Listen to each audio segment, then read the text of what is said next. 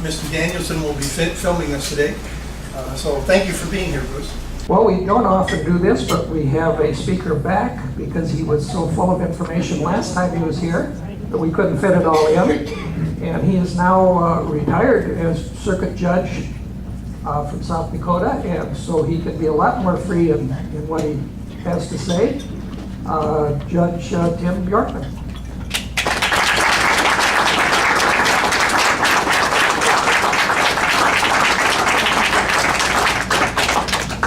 Thank you for having me back. It's good to be here. I left some faces that were long waiting for solutions. I didn't get to the solutions last time, and I learned that there were some tears in the audience about what I had to say, and there was some despair. And so the first thing I want to say is, yes, there is hope, but it starts with reality. We need to speak truth to one another. We need to speak truth to people in the community. The reality is that in the darkest corners of our towns and cities, there are children who live lives of unspeakable despair. And they start out school, spending years in highly traumatized homes often, and they begin it behind their classmates. And they only fall further behind, eventually exposed to drugs and alcohol, until they drop out of school altogether, and all too often into our prison system. And what awaits them there is a lack of meaningful treatment for their needs, which so often are mental health related as well as addiction related. Now, I'm going to retrace the steps of some of the statistics before I move into solutions. We talked before about how thoughtful observers of our culture have identified that today we have a four-tiered culture that's based largely on educational attainment. The college-educated group, those with some college, those with a high school diploma or less, those with a high school diploma and those with less. Children who grow up in those lowest tiers face an inequality of opportunity today greater than at any time in the last 100 years. It's so great and so pronounced, especially in states that don't offer quality pre-K and access to health care for moms and dads who aren't living in the home. It's so pronounced that upward mobility, that hallmark of who we are as Americans, is at an all-time low.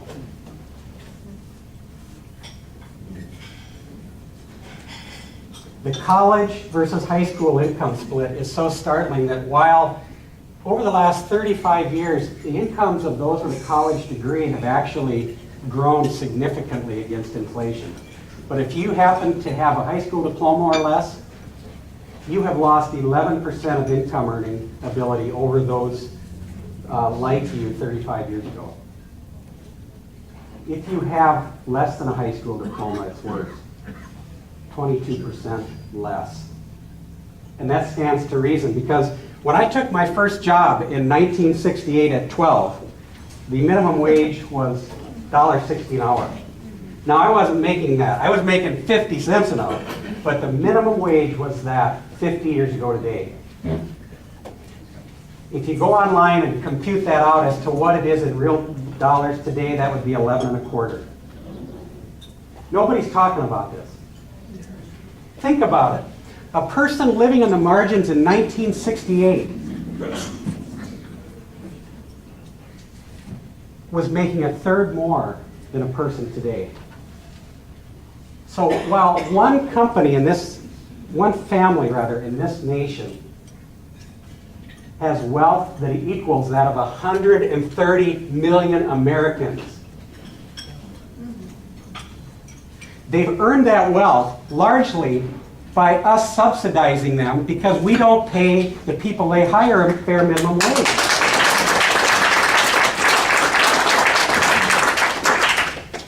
In every other strata of society, upper income, even middle income, you get $75,000 or more, there are a lot of subsidies that exist for that incentivize work, incentivize the production of income. Even middle class, we don't think about this, but we get subsidized health care if you're working in the middle class. You getting subsidized health care through your employer? I'm under 26, so my parents help me out. All right, well, you should be getting it soon. Your parents are probably getting subsidized if they're working for an employer. Our tax laws subsidize it significantly.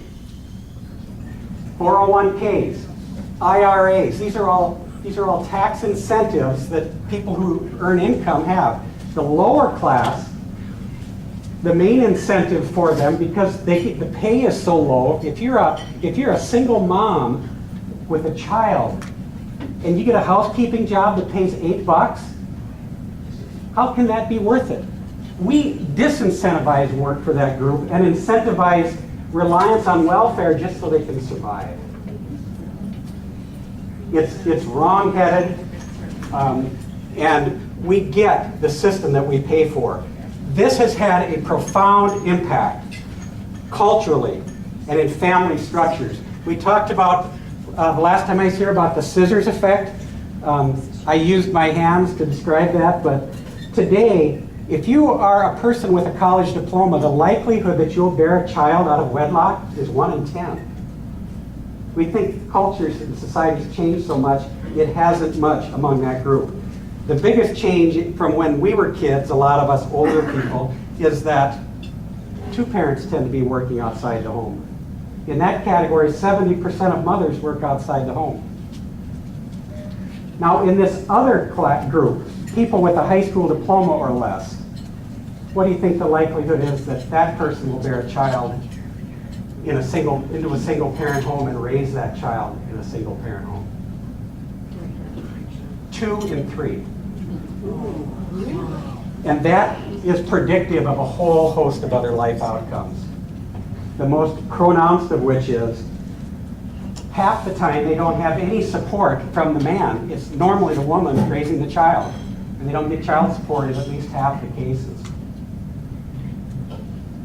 30% of those women work outside the home.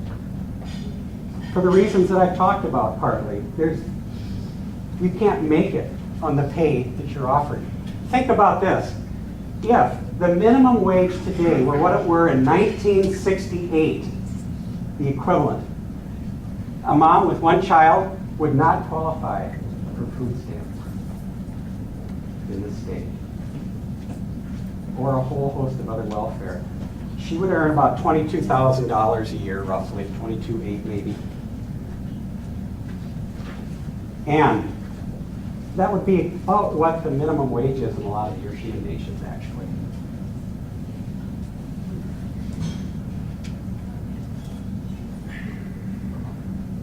Today, in what we think of as a highly conservative nation, Medicaid pays for 1 in every 2 births.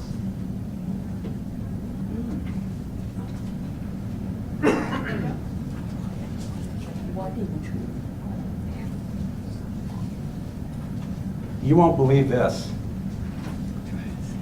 While the parties have fought over the issue of abortion, and people have chosen up sides for, 45 years? While we have done that, we've taken our eyes off the underlying problem of unintended pregnancy. It's actually gone down among teenagers. But among poor women, and those with a high school diploma or less, it has mushroomed. Nobody is talking about it. Today, in that population group of the greatest nation in the history of the world, our unintended pregnancy rate is twice that of the emerging nations average.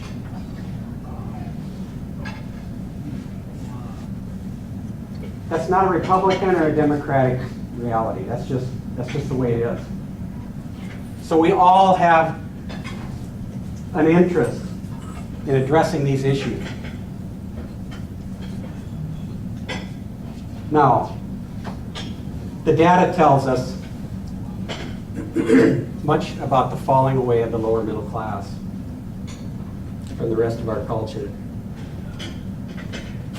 What it can't depict is what I saw in the faces of over 1,000 people. 20-year-old women, 18-year-old men on their way to prison, 15-year-old boys and girls who live in hellish circumstances. Trailer houses riddled with methamphetamine, motel rooms with men who sexually abuse them, grandparents on meth who abuse them.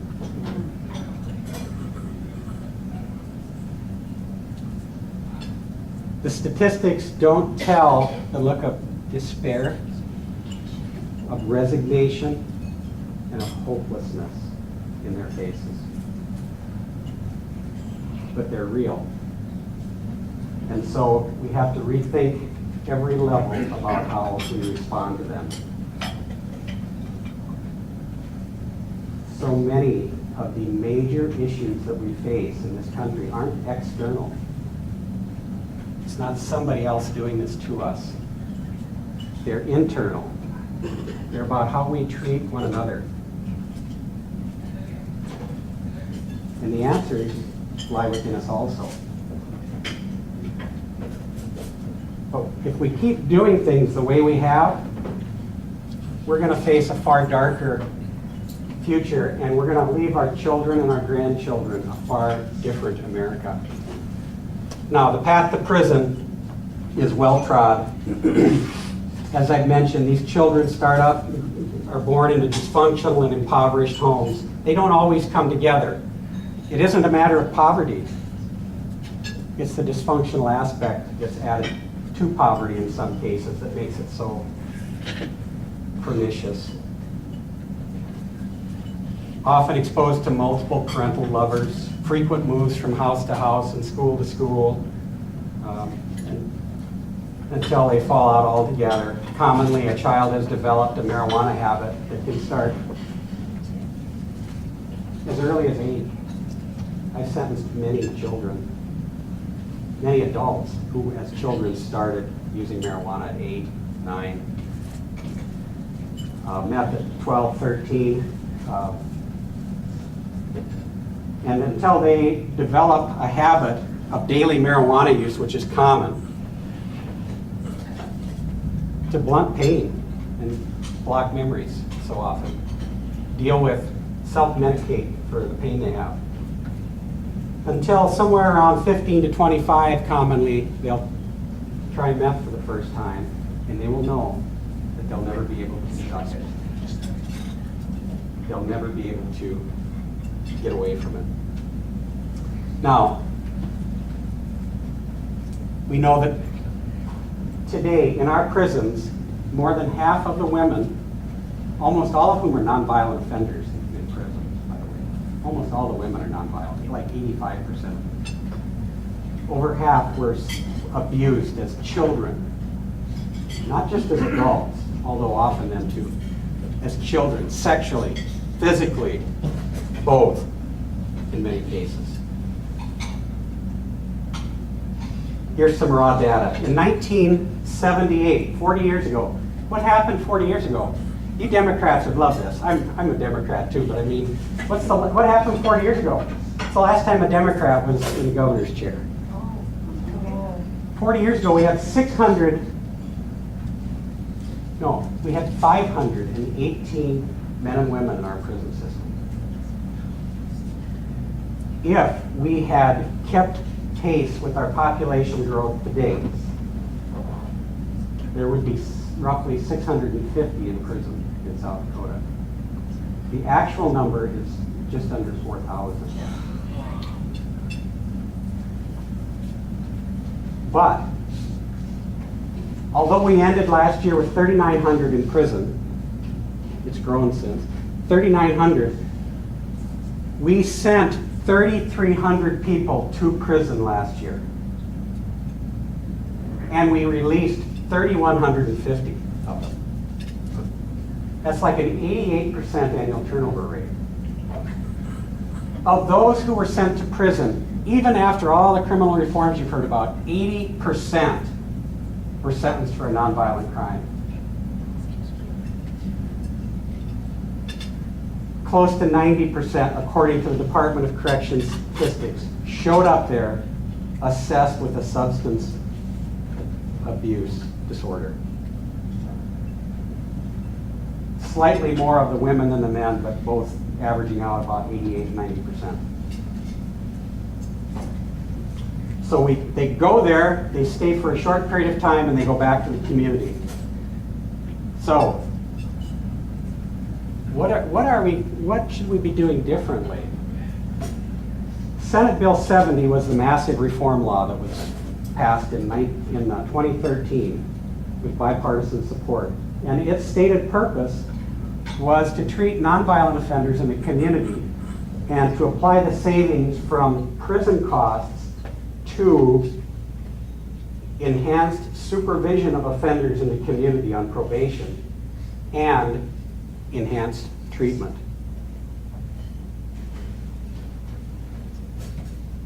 There were several laws put into place to limit who went to prison and why.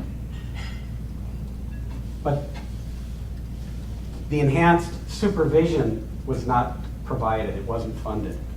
There was some supervision increases, mainly in the drug courts. I'm not going to get into those. I spend a lot of time. There's an article that's supposed to come out a month or so ago. It won't be released until August by the South Dakota Law Review. So if you want a copy of that, I took several names before, and I'll take your names and get you one when it comes out, where I go into that a lot more. I'm not going to spend time on it today. But it's clear that we need more supervision, especially for people who have ongoing mental health needs. A lot of people in the court system have fetal alcohol syndrome disorders, most of whom have not been diagnosed. We need to have trained supervisory professionals who understand that and understand the different reactions that come about by that part of our population. People who never learned a work ethic, never have held a job, who need help getting from point A to point B. You know, it's great to tell people, like I did many times in the sentence, do A, B, C, D, and E, and then they look at you and they glaze over because they don't even have a car. They're supposed to get health care and they're native and they're living in, say, Mitchell, South Dakota. You know, so they got to get to Wagner in some cases. And how do you do that? Oh, you get in a car with the guy that you were, using meth with last week and go down to Wagner together. That's your best option. Now, the second thing is we've got to offer treatment appropriate to needs. It is absurd. That's not just me saying it, that's everybody I worked with in the court system for a decade sees the same thing. I won't speak for everybody, they can share their observations, but the boots on the ground see the same thing.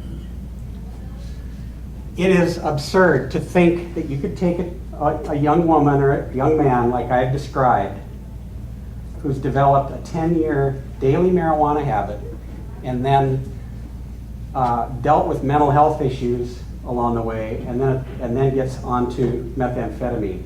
Very particularly dangerous for kids who grow up in chaotic homes because they have a lot of conditions that look like ADHD and maybe. And so when they take meth for the first time, they describe a very common experience. Everything becomes clear and it slows down for them. What a trap. They never can reach that feeling again, sadly, from the drug. We need to have treatment appropriate to needs. You cannot put somebody in that kind of a condition with that kind of a history into a 30-day treatment program, release them into the community and think that you've solved the problem. Now, we need to adequately fund our state's community health system. See, Phyllis Arend is here and her husband Wayne. Old neighbors of ours and friends from Canastota. That's where I come from. I think Phyllis is the Sioux Falls Director of National Association for the Mentally Ill. Okay, well, Phyllis knows all this data a lot better than me. But The delays that the mentally ill experience while sitting in jail and awaiting mental evaluations has got a lot of attention. That is the tip, only the tip of a very huge iceberg. If that were our only problem, it would be wonderful, really. Our state is last in the region in dollars spent on community mental health before they get into the court system. We have a state mental hospital that's nearly inaccessible today for anyone other than someone ordered by the court. And even the people I sent had to have qualified mental health practitioner and so on, evaluate that person and so on. And they often stay for a very short time. In the 1950s, before the move to community mental health, which is a good thing overall, but in the 1950s, our state had 1,700 mental hospital beds available. Today we have 280.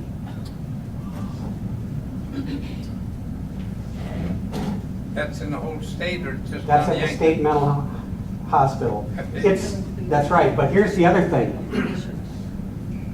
We have other beds. The question was, is that just at Yankton or the whole state? Here's the reality.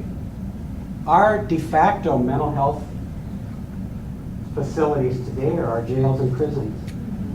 We house well more than twice the number of, not just mentally ill, seriously mentally ill. That's a diagnosis, a level of diagnosis. Twice as many seriously mentally ill people are housed in our jails and prisons than in our therapeutic facilities. And of course, we know that for those people, for that population especially, incarceration only aggravates conditions that they already have. And we've got a long way to go because by Kaiser Family Foundation estimates, we only have like 15% of the mental health care providers in this state that we need. And I think that we're last in the nation by a ways. Our state leaders have simply refused to adequately meet the needs in our communities of the very population that we send to prison, leaving our poor and our mentally ill with no way to get help. Now, I want to share something with you that makes this more real. The impact of this lack of health care access generally. It's not just mental health care, but lack of timely health care has had a profound impact that was never humanized more than in a discovery made in 2015 by demographers who were going through the census data. And they found something striking, and that is that among white working Americans in the middle age, in 1999, the death rate actually increased. And it had never happened before among any demographic group of any color since they started studying this issue. Even through the AIDS epidemic, this did not happen. But then they looked a little further, and the death rates increased for that same group in 2000 and in 2001. And it's increased in every year since then. Death rate for? The death rates of people, white Americans, in the bloom of life, 30s to 40s. Suicides or? Okay, the question is, what is that attributable to? A few things. It was, first of all attributable. The entire death rate increase is attributable to that part of the demographic group who had a high school diploma or less. In other words, it kept going downward for the rest of us. And for all people of color, even though blacks and natives have higher death rates still due to a lot of inequities, their numbers, their death rates are all going the same direction. The only one that is going up is this group. And it's all in those people who have a high school diploma or less. And to answer your question, it's all among these health categories or causes of death. Drug and alcohol poisoning, suicides, and chronic liver disease and cirrhosis. All of it is explained by those two factors. It's been so profound But think about this. We lost how many in 9/11? Around 5,000 lives in that tragedy. If those trends before 1999 had remained, there would be, according to these demographers, 500,000 more American citizens alive today.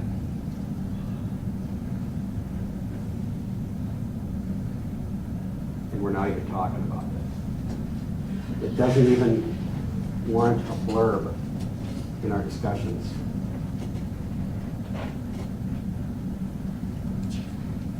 So, the need for adequate mental health and addiction treatment, as well as adequate health care, cries out, first of all, for a national health plan. It provides timely coverage for all Americans. As we talked about before, everybody, pretty much everybody, gets health care eventually in this country. It's a matter of getting timely health care to people when we can change outcomes and provide it in a more cost-saving way. It's like Almanzo told Laura in one part of the Little House books. Everyone gets their ice, dear. It's just that the rich get their ice in the summer, and the poor get theirs in the winter. And that's the same with health care. If you have a job, if you have wealth, you can get timely health care in this country, and it's wonderful. If you don't, and if you're on the bottom end of the thing, you're going to get your health care in our emergency rooms, in our jails, and in our prisons, where outcomes are much worse, where costs are much greater, and where we all pay for it just the same. A lawyer for Avera told me the other day how many millions of dollars is being discharged by the hospital, being written off because of unpaid medical bills. It is a catastrophic problem. Now, you pay it and I pay it in county taxes too, twice a year. It's a big time budget expense. If there's any county commissioners here, they can address that. The cost of we're jailing 1 out of every 6 people in our jails today in this state have a serious mental illness. The counties bear the cost of that. We pick it up. It's cost shared. The same with county care for the poor. If the hospitals sue your county government routinely for the costs of what they give care to the poor for. And they're usually settled out of court. As a judge, I sign those judgments all the time. And again, we pay for it in taxes. Nobody talks about the costs that we bear that we don't really see up front. And of course, we pay for it in terms of higher premiums, higher co-pays, higher medical costs, because when the hospitals write that money off, they're not walking away from it.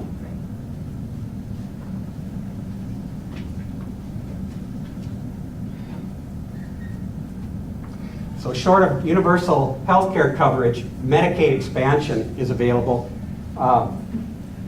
In my view, it was a tragically enormous mistake that our leadership here in the state missed this issue.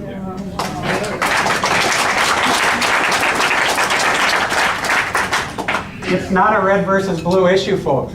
I think that there are more states led by Republican governors who have adopted expansion than Democrat. Think of Mike Pence's Indiana. Mitch McConnell wasn't the governor there, but Mitch McConnell's Kentucky, West Virginia. I could go on Alaska, Ohio, Louisiana. And those senators and those governors are fighting hard. That's why that bill didn't get passed. Just one reason. Why the Senate bill didn't get passed. Those people are fighting hard to keep what they've got. Because as John Kasich has spoken really quite eloquently on, we've used this to keep people out of our prisons. North Dakota, who is every bit as solidly conservative as South Dakota, isn't dumb. They're fiscally prudent. They're fiscally prudent. All right?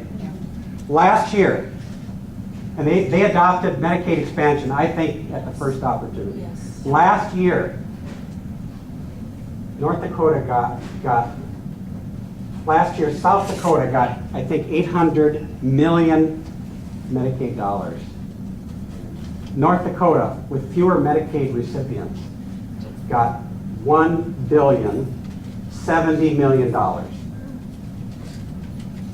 Roughly $270 million into their economy to treat their poor and needy people, to keep their people out of prison. They have less than half the number we have in prisons. And to go to work to keep a healthy population who can hold a job and support their children.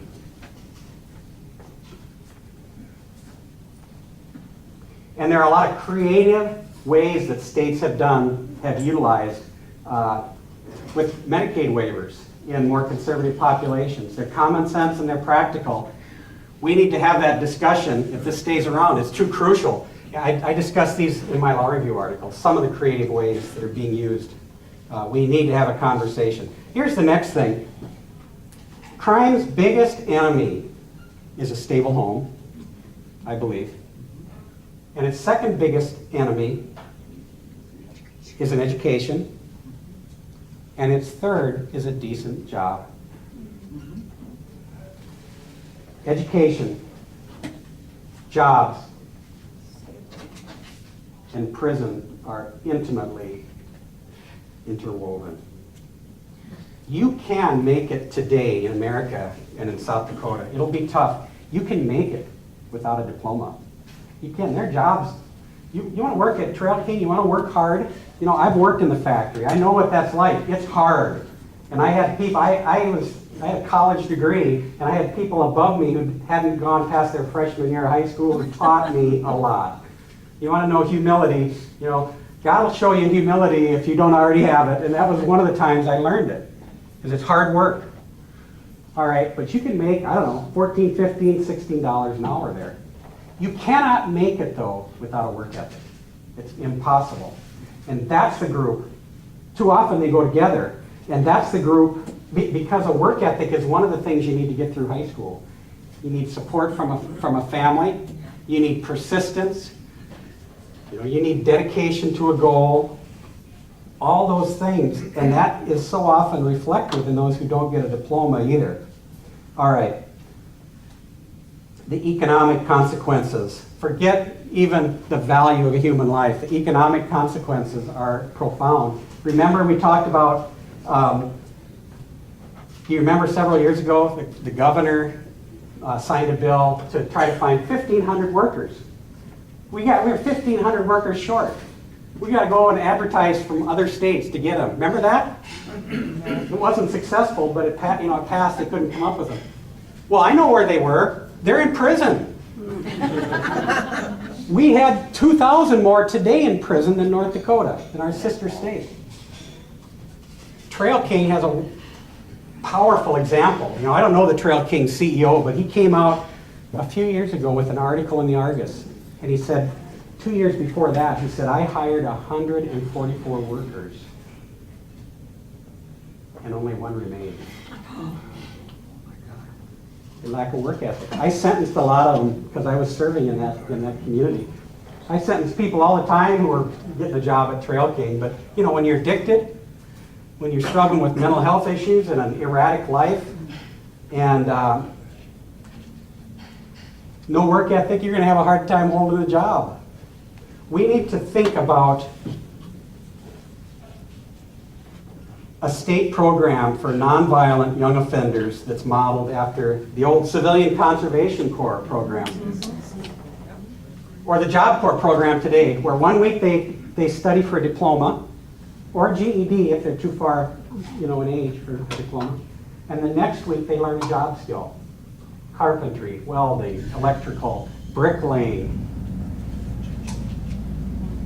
And we need to think about what we can do with this nonviolent population to not only help them learn a program, but to help rebuild our infrastructure, help restore our parks. One of the great things about the Civilian Conservation Corps today that I just love is the second most beautiful place in the world for us is Custer State Park. It's ours, it's South Dakota's, and it's a wonderful place to be. My greatest days in life have been spent there. And you look all around you and you see the effects of what people who pulled together with some leadership did to make our state a wonderful place to be and to raise a family. Harney Peak, you get to the top of Harney Peak and what do you see? A CCC project. Now, I gotta move on. Reconsider, we need to think about something that we do all the time in court, and it's something that wasn't the way it was until the last quarter century. Even when a defendant completes a prison sentence, steep financial hurdles remain. Ex-prisoners who are already invariably among the poorest. 2/3 of the people in prison don't have a diploma. Almost all of them come from poverty. Close to 90% are addicted. And the vast majority grew up without a father, a stable father. All right. They're already at the bottom of the heap. What do we do to them? Well, when they're convicted, of course, we impose a fine. A lot of people don't know, though, the court-appointed attorney fee, that's not a gift. They're expected to pay that back. It can easily be from $500 to $2,000 even without a trial. With a trial, tens of thousands of dollars frequently, depending on the seriousness of the case. We have a law that requires you to pay the cost of your jail. So, Requires you to what? Pay the cost of jail? right, Room and board? right. It's forced motel reservation. We can't go there. They never figured that. Attorney's fees, fines, costs. If you've harmed somebody, you're expected to pay restitution, which I believe in fully. But the debt to society that you pay doesn't end at the end of your sentence. It carries on for years, sometimes decades, because those liens are imposed against you in the county that you live in, making it very difficult and unlikely for anyone ever to be able to qualify for a mortgage or a decent car loan. It's one of the things that gave rise to these payday lenders, people like the people who are in our court system. So we must think about routinely passing on costs like this of poor offenders who we want to see recover and become productive. All right, now, the reality is this. End-of-line solutions like dealing with people once they're in the felony court system, they offer limited promise at best because they don't get to the source of the problem. And that is, I think, the brokenness. That's the number one word court services uses to describe their clients. Broken. The long ingrained addiction, the lack of support system of those the courts encounter, and the deeply rooted problems that make it very difficult to overcome life. The real gains, both economically on impact and human lives, are addressing the problem in early childhood. Now, this isn't about altruism.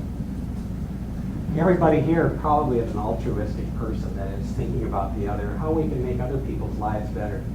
But if your only motivation is enlightened self-interest, you got to pay real attention to this. One, we need to strengthen the Department of Social Services' ability to protect children who are abused and neglected. When the budget got cut in 2011, something dramatic happened. We, since then, have been protecting, we've been identifying 1/3 fewer abused and neglected kids in our communities. It's like 450 a year average since then.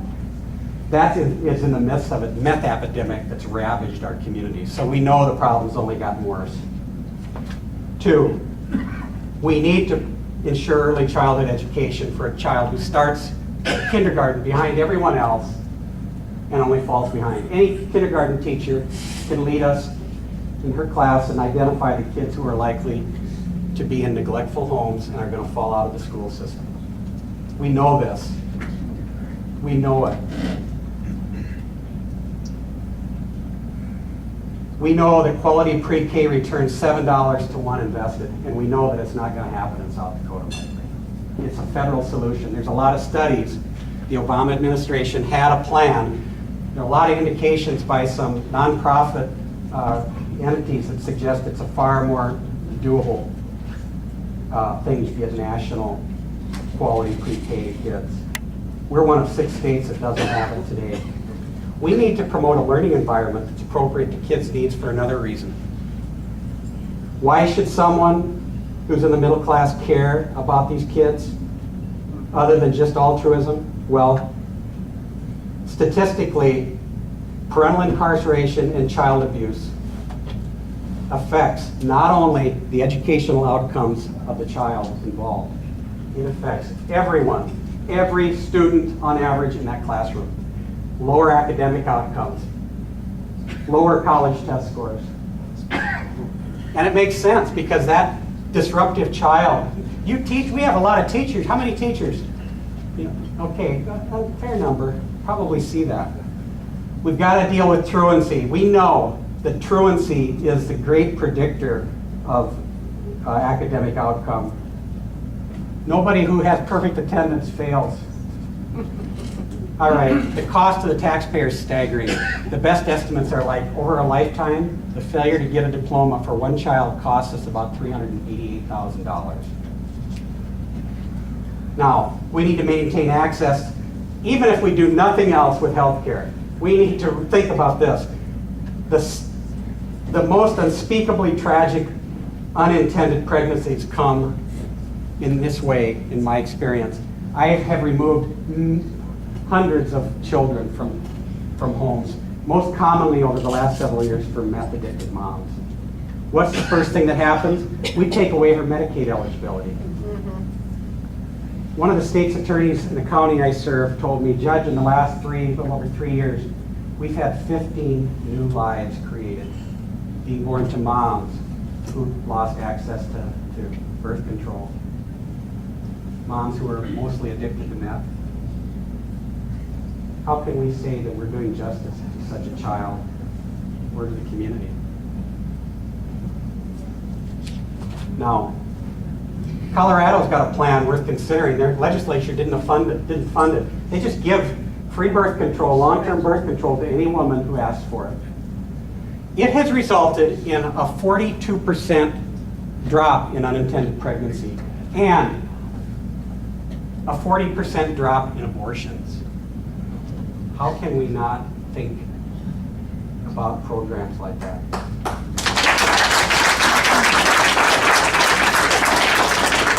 This prison explosion is just one symptom, as we've talked about, in a far broader problem. But here's the thing, the political parties seem to have lost their voice for the poor.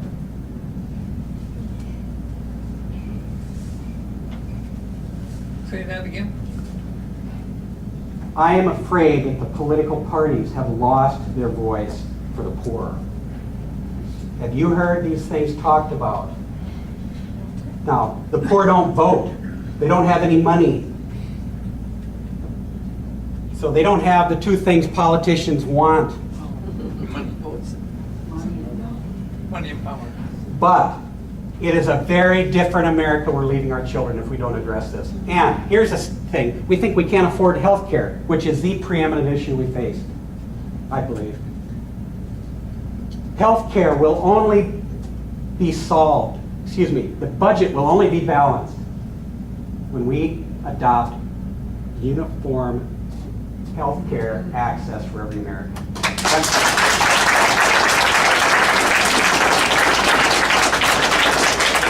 Credit Forbes magazine for that. That's not me saying it. That's a business magazine has made that point. Their editorial staff recently. All right. Now, the plight of the poor, I think, is the most unrecognized source of most of our pressing issues. Tea Party, how they view poverty and welfare, and the left, and how the left feels that people are being left out, these marginalized people. This is a source of a lot of our problems, and uniform health care and addressing some of these other things to do. We can argue about whether health care is right or not. It doesn't matter. It's the right thing to do. And it's the right thing morally, but it's the right thing economically.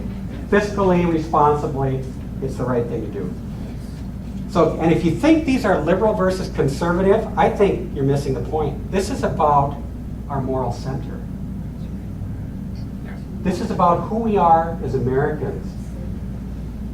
Now, it's fine to have the attitude that what's in it for me and devote your wallet. I get that.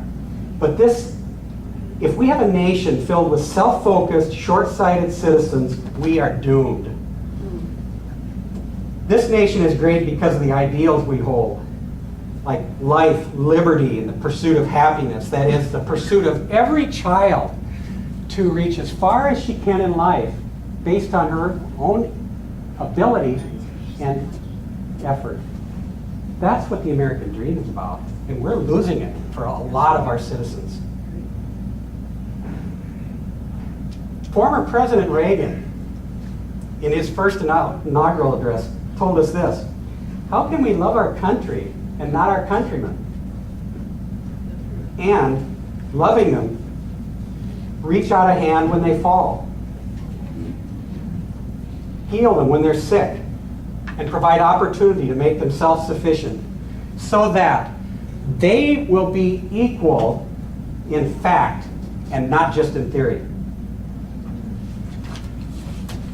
Would that we would adopt that as a national policy instead of just talk. So, it's what lies ahead. It's about making our ideals the North Star of who we are again. It's about securing the American dream, not just for my kids and yours, but for everyone's, including and especially the marginalized among us, our Native Americans, our immigrants, our prisoners, and our addicted and mentally ill. Because the reality is that they are our fellow citizens. Their children are our children. And it's not only their future at stake, but the future of all of us. The Grim Reaper is here. Thank you.